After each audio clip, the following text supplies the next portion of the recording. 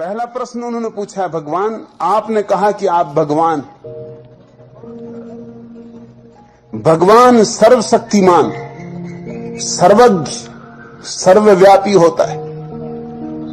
क्या आप सूर्य का उदय कुछ क्षण के लिए रोक सकते, या सृष्टि में कोई परिवर्तन कर सकते हैं? कृपया बताएं। दूसरे प्रश्न में उन्होंने पूछा है कि भगवान कभी मरा नहीं, मर नहीं सकता, मरना असंभव। फिर यहां आश्रम में इतनी सुरक्षा की व्यवस्था क्यों? मेटल डिटेक्टर से क्यों हमें गुजरना पड़ता है? तीसरा प्रश्न पूछा है, क्या आपके भीतर मुझे पूजा की आकांक्षा मालूम पड़ती? क्या आप चाहते हैं लोग आपको पूजें? अगर यह आकांक्षा नहीं है आपके भीतर, तो माला पर आपका चित्र क्यों लगाया गया है?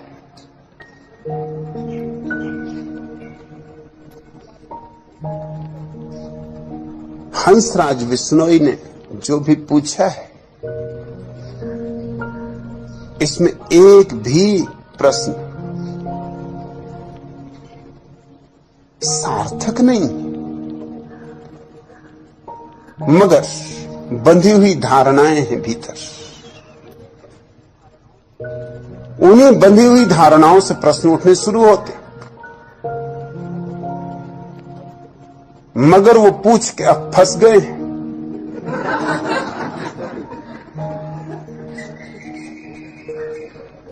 अब भाग ना सकेंगे। मुझसे कुछ प्रश्न पूछना हो तो सोच समझ के पूछना चाहिए।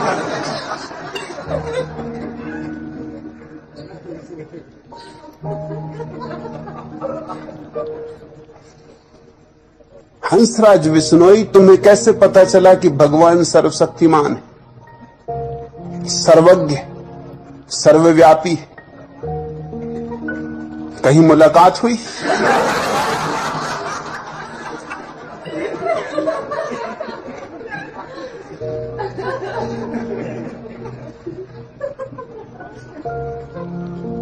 भगवान है भी, ये भी तुम्हें पता है?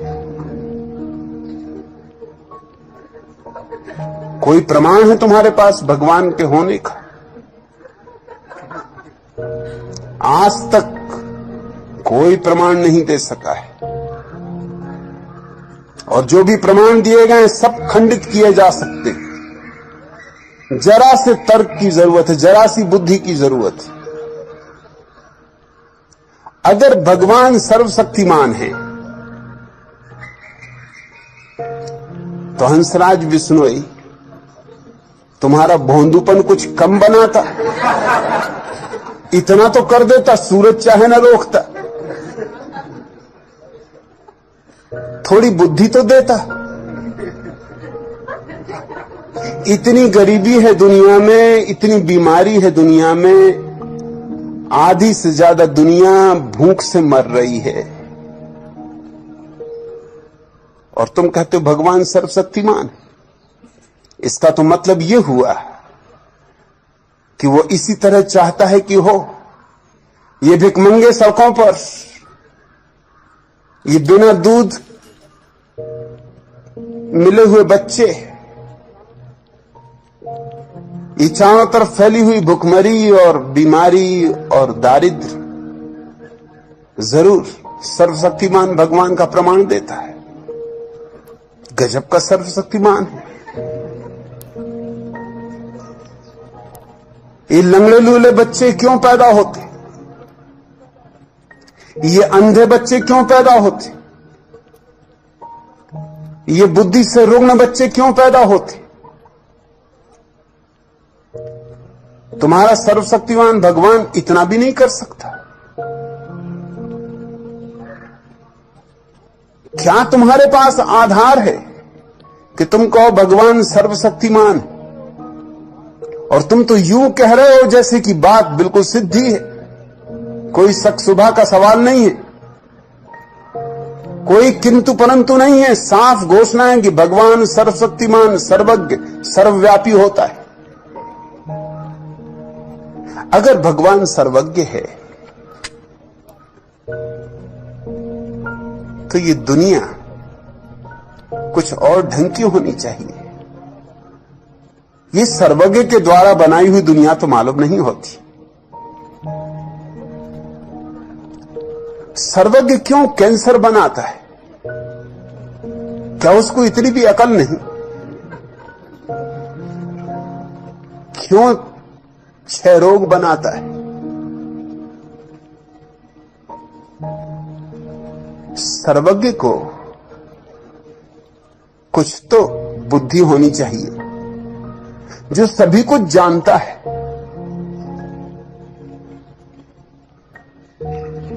जिससे कुछ भी छिपा नहीं। फिर ये सारा नरक जो तुम अपने चारों तरफ पा रहे हो, ये किसकी करतूत है? और तुम कहते हो भगवान सर्वव्यापी। हंसराज विश्नोई आए हैं हरियाणा से, मंडी डब्बाली हरियाणा।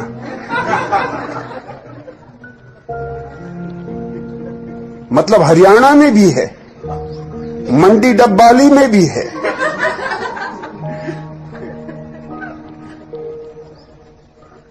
तो फिर यहां किस लिए आए हो?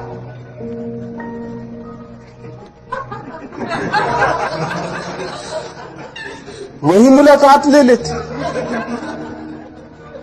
सर्वव्यापी है, जहां चाहते वहीं चर्चा हो जाती।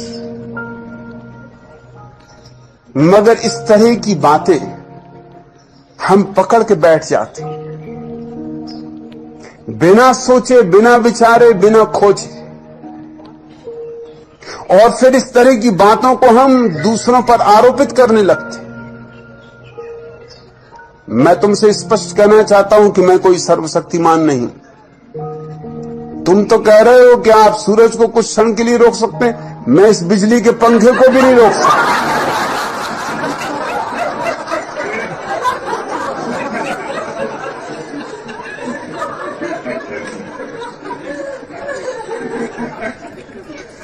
तुम पूछते हो क्या आप सृष्टि में कोई परिवर्तन कर सकते?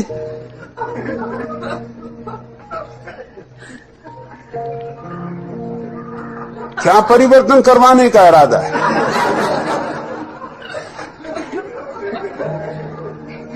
सर्वशक्तिमान ने बनाई ये पृथ्वी, ये प्रकृति।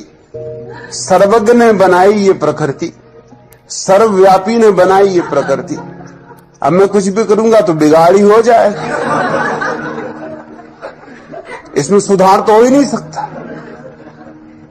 अब सर्वज्ञ से और ज्यादा सर्वज्ञ तो कोई कैसे होगा?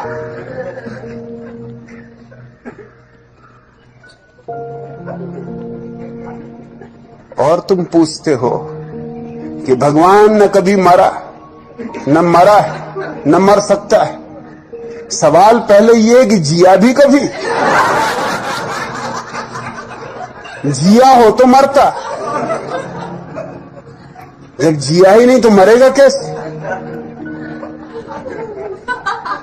जन्मा कब? बात हमेशा शुरू से करनी चाहिए।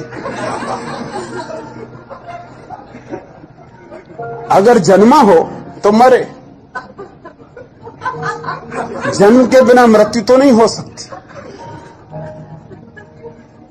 तो एक बात तो तय है कि जन्मा नहीं।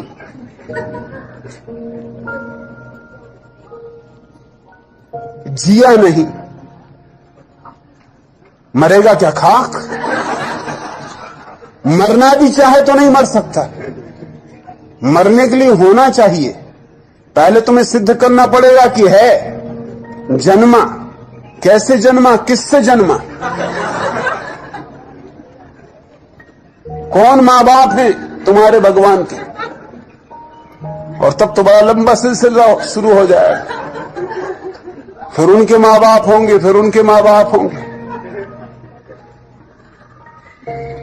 मगर इस तरह की मूढ़तापूर्ण बातों को लोग समझते हैं धार्मिक विचार। और तुम मुझसे ये पूछ रहे हो, लेकिन यही बात तुमने कृष्ण से पूछी, राम से पूछी, बुद्ध से पूछी, महावीर से पूछी। तुम कृष्ण को भगवान कहते हो, कृष्ण मरे या नहीं? तुम बुद्ध को भगवान कहते हो, बुद्ध मरे या नहीं? तुम राम को भगवान कहते हो, राम मरे या नहीं? मेरे संबंध में तो कुछ अलग नियम बनाना चाहते हो। मैं भी मरूंगा और मरने में मुझे कोई बुराई नहीं मालूम पड़ती।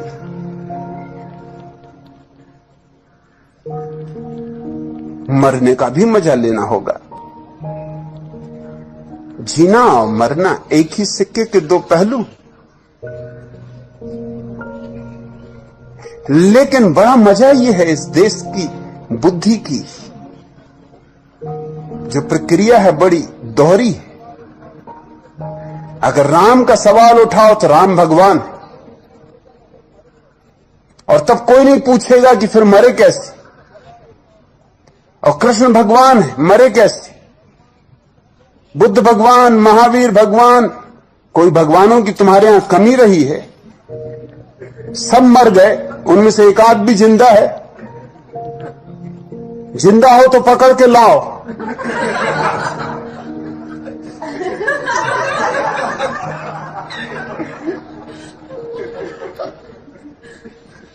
और तुम पूछते हो कि यहां सुरक्षा का इतना इंतजाम क्यों? सुरक्षा का इंतजाम कोई मेरी मृत्यु को नहीं रोक सकता है। मेरी मृत्यु तो होगी, सुरक्षा का इंतजाम भी रहेगा और मृत्यु होगी। सुरक्षा का इंतजाम किसी और कारण से,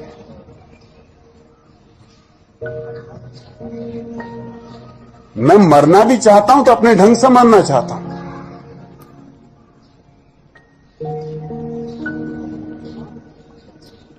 किसी बेवकूफ के हाथ से नहीं मरना चाहता।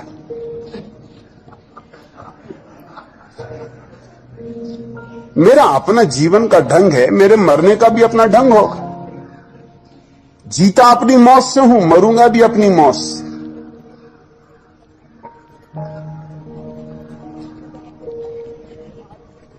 कृष्ण की मृत्यु ही एक आदमी के पैर में तीर मार देने से। कृष्ण सोए थे, वृक्ष के नीचे विश्राम कर रहे थे, और एक शिकारी ने भूल से उनको तीर मार दिया। इस तरह मृत्यु हुई। बुद्ध की मृत्यु हुई विषाक्त भोजन से। एक आदमी ने भोजन खिलाया और भोजन विषाक्त था। महावीर की मृत्यु हुई पेचिश की बीमारी से। होनी ही चाहिए, ज्यादा उपवास जो करेगा उसका ये परिणाम होने वाला, पेट खराब होगा।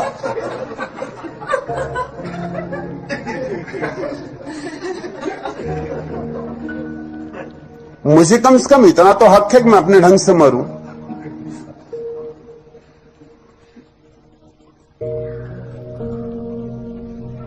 और तुम पूछते हो कि ये सुरक्षा, अगर आप भगवान हैं, सुरक्षा की क्या जरूरत?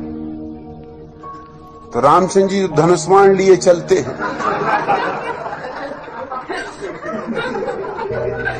तुम क्या उनको कोई कोलभील समझे हुए हो कि गणतंत्र दिवस पे भाग लेने दिल्ली जा रहे हैं कि वहां जुलूस निकलेगा? वो काहे के लिए हाथ में रखे हुए हैं धनुष्मान?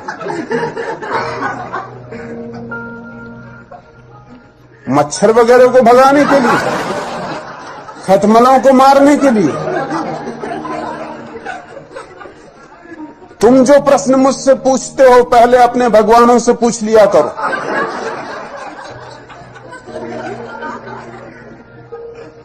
क्योंकि पहली तो बात यह कि हंसराज बिश्नोई, मैं तुम्हारा भगवान नहीं। मुझसे तुम्हारा क्या नाता है, क्या लेना देना?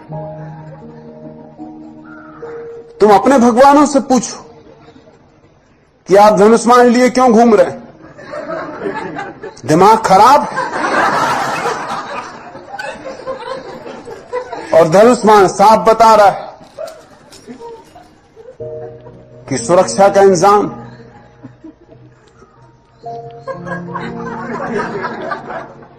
और कृष्ण ने जब चक्र घुमाया तो वह क्या था? सुरक्षा इंतजाम नहीं था तो और क्या था?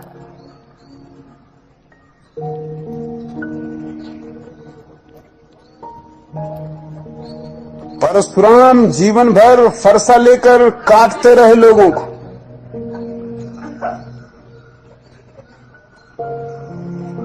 और फिर भी तुम उनको भगवान माने चले जाते। ना तो मैं कोई धनुष्मान लिए हुए हूं, न कोई फरसा लिए हुए हूं।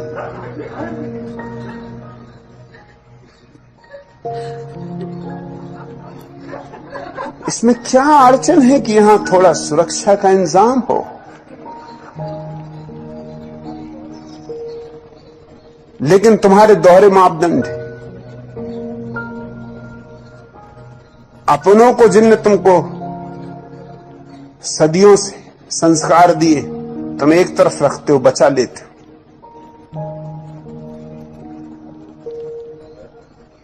मुझ पे तुम्हारे प्रश्न उठते, मुझे कोई अड़चन नहीं है सुरक्षा के इंतजाम से, क्योंकि मैं नहीं मानता कि कोई इस तरह का भगवान है जिस तरह तुम्हारी धारणा है। भगवत्ता है, भगवान कोई भी नहीं। भगवत्ता एक अनुभूति है, और ये मैं जानता हूं कि आत्मा नहीं मरती, मगर ये जो सुरक्षा के लिए आयोजन है ये कोई आत्मा को बचाने के लिए आयोजन है भी नहीं। लेकिन शरीर तो मरता है, शरीर जन्मता है और शरीर मरता है। और कोई भी विचारशील व्यक्ति अपने शरीर का उतना उपयोग करना चाहेगा जितना कर सकता है।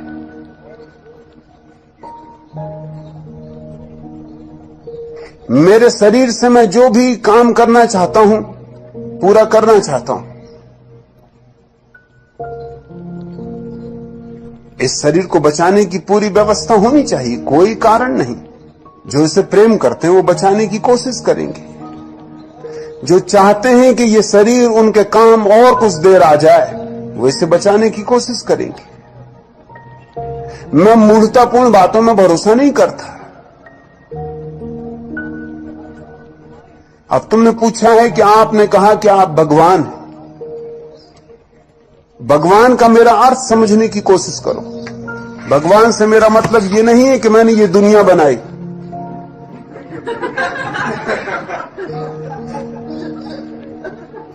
इस तरह की मूर्खतापूर्ण दुनिया में बना नहीं सकता।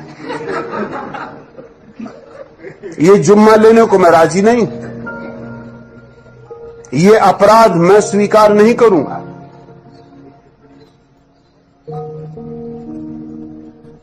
और मजा ये कि तुम मुझसे पूछते हो, तुमने कृष्ण से नहीं पूछा, राम से नहीं पूछा। ये राम ने दुनिया बनाई, सूरज को रोक सकते थे और इनकी औरत को रावण भगा ले गए। गजब के सर्वशक्तिमान, बड़े सर्वज्ञ, बड़े सर्वव्यापी, अपनी औरत को भी न बचा सके और क्या खाक बचाएंगे।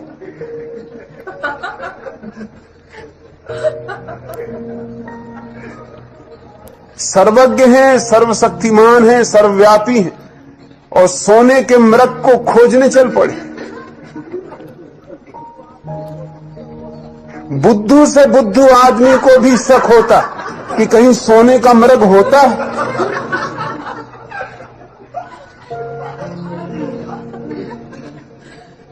मगर तुम ये प्रश्न उनसे नहीं पूछोगे, क्योंकि उनको तुम मान के ही बैठे हुए हो, पूछने का सवाल ही नहीं उठता है। और फिर सीता को लाया गया लंका से छीनकर, तो उसकी अग्नि परीक्षा ली गई। और ये सर्वज्ञ, जब सर्वज्ञ हैं और सर्वव्यापी हैं तो उनके पता ही होना चाहिए कि सीता ने कोई भी ऐसा काम नहीं किया है कि उसकी अग्नि परीक्षा ली जाए। ये कैसी सर्वज्ञता है? इनको ये भी पता नहीं, इनको शक है कि कहीं सीता भ्रष्ट न हो गई। ये पुराना दकियानूसी पति का दिमाग कहीं कहीं सीता का सतीत्व नष्ट न हो गया हो। सीता कहीं ज्यादा समझदार महिला मालूम पड़ती है।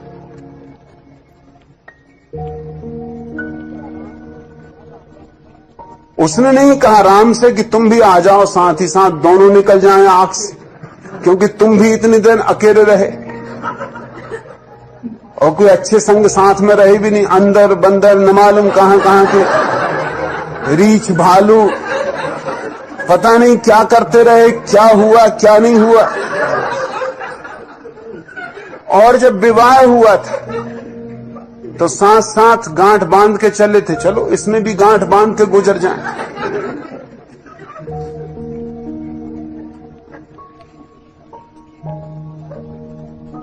ये सर्वज्ञ है।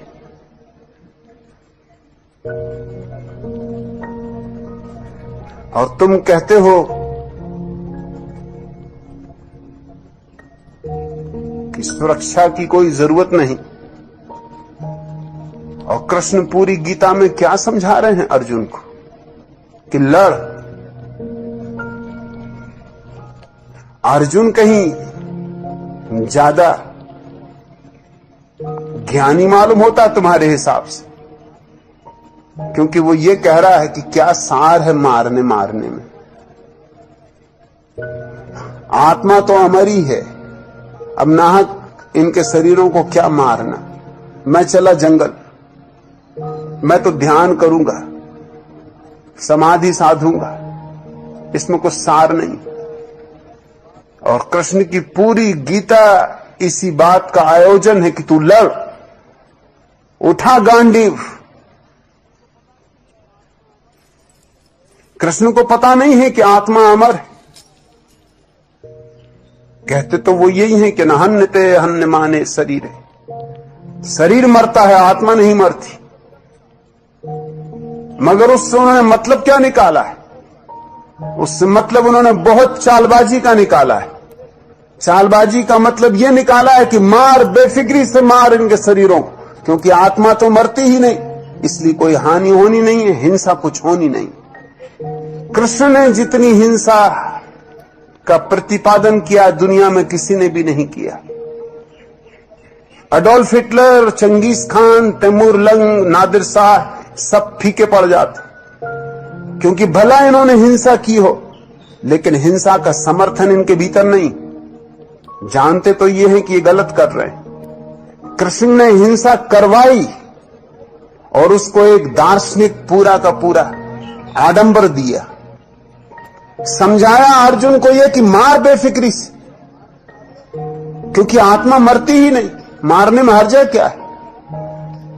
ये तो मिट्टी के घड़े हैं, फोड़ दे, आत्मा दूसरे घड़ों में प्रवेश कर जाएगी।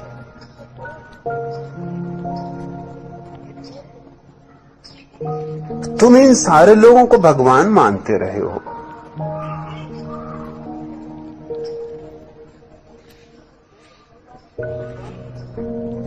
और मैं जब कहता हूं कि मैं भगवान हूं तो तुम्हें अड़चन खड़ी होती, और मेरे अर्थ को तुम सुनना भी नहीं चाहते, समझना भी नहीं चाहते। जब मैं कहता हूं मैं भगवान हूं तो मैं ये कह रहा हूं कि तुम भी भगवान हो। भगवत्ता हमारा स्वभाव है। ये और बात है कि कोई पहचान ले या ना पहचान। जो पहचान ले वह भगवान, जो न पहचाने वो भी भगवान है, लेकिन उसे पता नहीं होगा। कोई सोया है, कोई जागा है, मगर सोने और जागने वाले के भीतर एक ही चेतना का वास है। तो जब मैं कहता हूं मैं भगवान हूं तो मैं ये नहीं कह रहा हूं मैंने दुनिया बनाई, मैं ये भी नहीं कह रहा हूं जैसा कृष्ण कहते हैं कि जब जब धर्म की हानि होगी तब तब मैं आऊंगा और रक्षा करूंगा।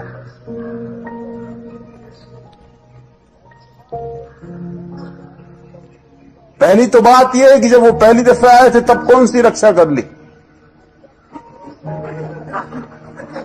अब क्या खाक रक्षा करेंगे। सच तो यह है कि कृष्ण की मौजूदगी के कारण जितनी अमानवीयता और जितनी हिंसा उस समय हुई, अब अच्छा ही होगा कि वो दोबारा ना आए, कृपा करे। जब आए थे तब भी कोई रक्षा नहीं हो गई धर्म की, अब क्या खाक रक्षा कर लेंगे धर्म की आगे। मैं कोई दावा नहीं करता धर्म की रक्षा का, और ना ही दावा करता हूं कि मैं कोई अवतार हूं। उधार बातें मुझे पसंद नहीं। मैं क्यों विष्णु का अवतार होऊंगा, विष्णु मेरे अवतार नहीं, मैं उनका अवतार नहीं।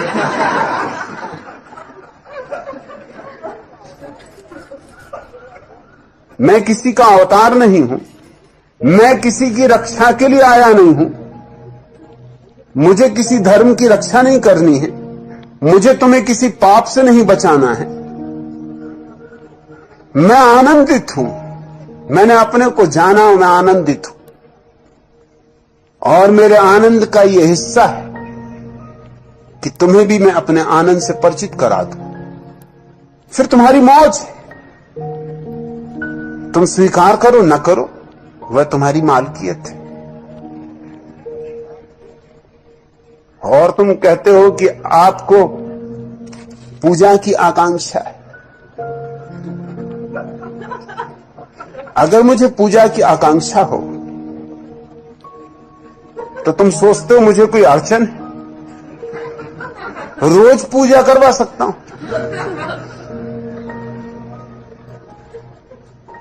रोज फूल चढ़वा सकता हूं,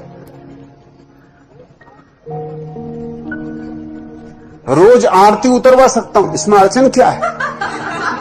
पत्थरों की आरती उतर रही है तो जिंदा आदमी में क्या अड़चन है आरती उतरवाने की?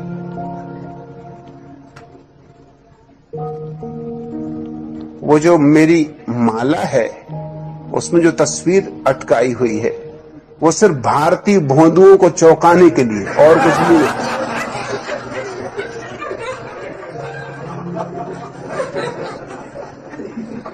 एक मजाक है और कुछ भी नहीं। लेकिन मजाक को समझने के लिए भी थोड़ी बुद्धि चाहिए।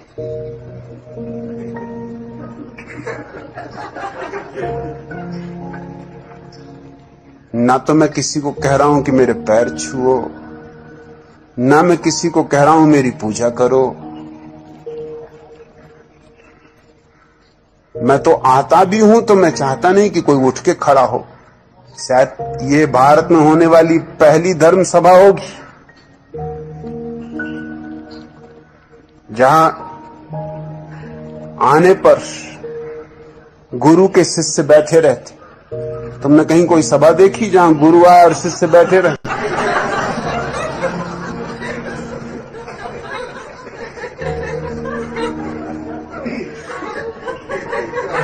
ये शायद पहली सभा होगी भारत के पूरे इतिहास में जहां गुरु हाथ जोड़ के तुम्हें नमस्कार करता है।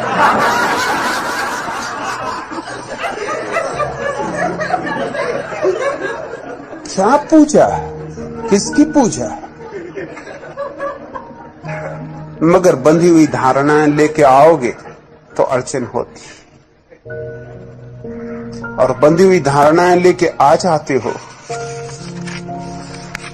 तो वंचित रह जाओगे उससे जो यहां घट रहा है।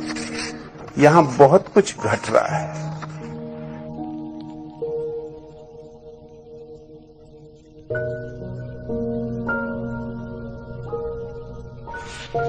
इस तरह की छोटी छोटी बातें हंसराज बिश्नोई छोड़ो,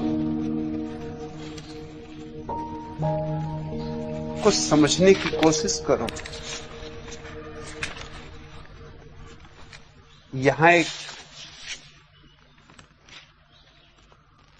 मंदिर नहीं बन रहा है, यह तो एक मधुशाला है। यहां न कोई आराध्य है न कोई आराधक।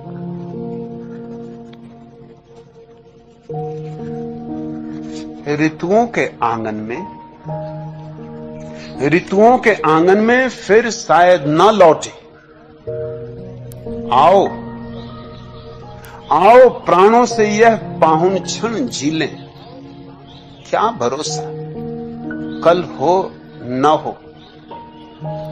ऋतुओं के आंगन में फिर शायद न लौटे। आओ प्राणों से यह पाहुन क्षण जी लें।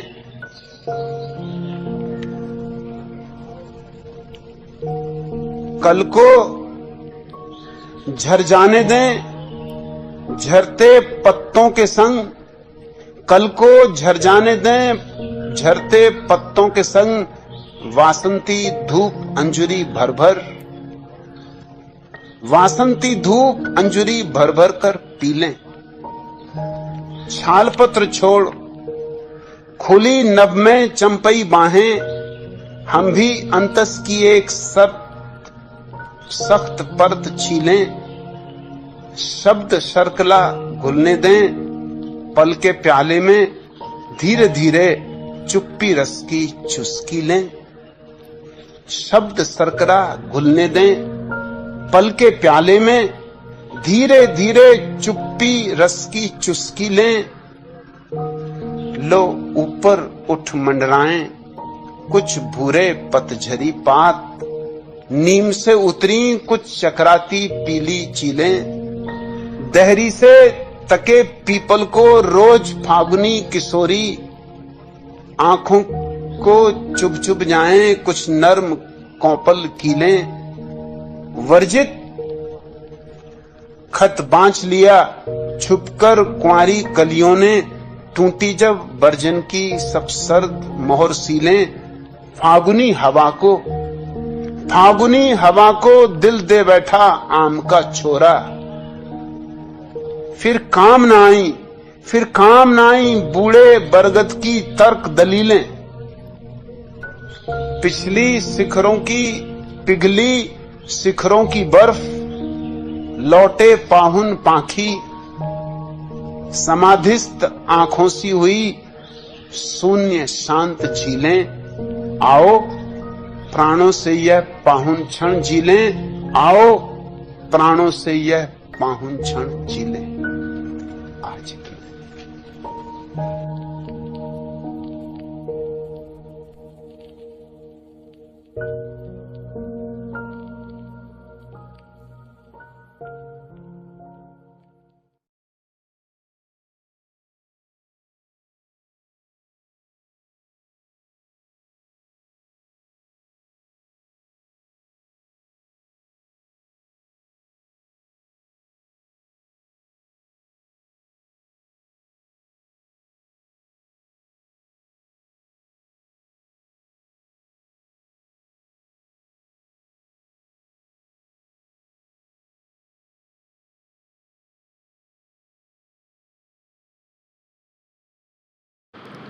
हो गया। तो भाई देखो मेरा जो कैमरा का लाइट वगैरह चोरी हुआ था ना, और मैंने भाई साफ साफ धमकी दिया था कि भाई इतने देर के अंदर मेरे को भाई तू इन्फॉर्म नहीं करता है, कॉल नहीं करता है। रुक जाओ दिखाएंगे ना भाई। अरे रुक जाओ ना, उधर छिप रहा है वो भाई, पकड़ा गया है। ठीक है, मैं आपको उसका रिकॉर्डिंग सुनाता हूँ। देखो जैसे ही मैंने बताया था ना कि भाई उसका सारा रिकॉर्डिंग मेरे पास है, पड़ा हुआ है। तो भाई उसने सुजीत भाई के पास कॉल किया था। ठीक है, ये है सुजीत भाई का फ़ोन। अभी मैं रिकॉर्डिंग सुनाने जा रहा हूँ, तो थोड़ा सुनो और गेस करना। नहीं भाई अभी उधर नहीं दिखाना है, अभी आप सुनो। चलो रेडी ना, वो कैसे अभी देखो भाई सामने वाला कैसे देख रहा है उसको। देखो कैसे छिप रहा है भाई। दे दे वो ये वीडियो ना बनाओ।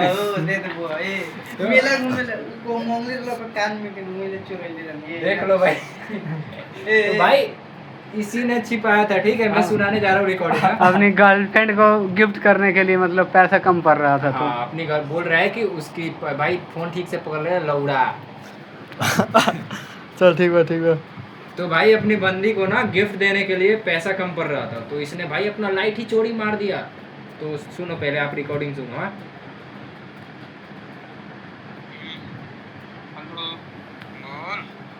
कहाँ पर लाइट तो से चोरी हो गई नहीं रे ये सुन रे नॉट करिए ये रिकॉर्डिंग ना है कोई बात नहीं होती है ठीक बात लग रही है नॉट करिए ना रे तू काफी लेबे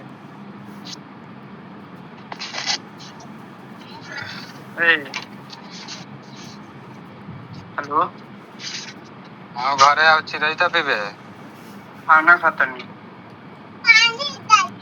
ऐसा नहीं मत करिए ना ले ले आज पंकज के घरे नॉट कहिए ना एक बा तू डाल बैटरी के बवल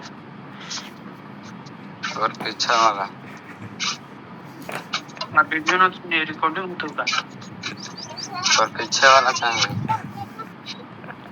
ना तो कहा दे पीछे वाला चाहिए ना तो कहा दे चल हट अभी काली भाई अभी जो काम होते चौड़ा चीज हो ना रे मोटकी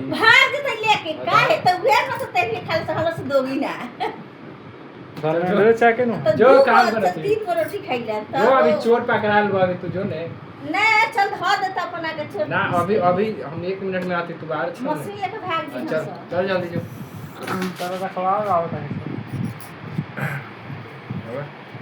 तो भाई सुना आपने रिकॉर्डिंग साफ साफ साला ये बोल रहा है मतलब सुजीत भाई ने पकड़ लिया कि भाई तूने चुराया क्योंकि भाई यही सब कुछ रखने आता था ठीक है अब बताओ भाई क्यों चुराया जूम करो भाई जब अपना आदमी साला ऐसा गद्दार निकलेगा तो फिर अपन क्या ही करेंगे बताओ अब से ना करो हम अच्छा क्यों चुराया भाई तुम पैसा मांग लेता ना हमसे हम पैसा दे देते का भाई भले नहीं है भीख मांग के देते ना भाई देते लेकिन हम नहीं खिले ले तो देखा भाई इसका फेस दिखाओ ना इसका फेस दिखाओ कैसा बना रहा है इस पर जो की धान खरीद बना है खाना दिन खरीद बना बोल ऑडियंस से बोलो नहीं ऐसे बोलने जाके बोल नहीं तोरा के कहले नहीं हम ना तो बता दे हैं ये बते घर काहे न देला छाट तो बाद में नहीं कहतो पीछे वाला देते तब बेटी बात में डील करते तब कम तो भाई इनका अलग ही चल रहा है ठीक है ठीक है रखो हम जाते हैं भोजन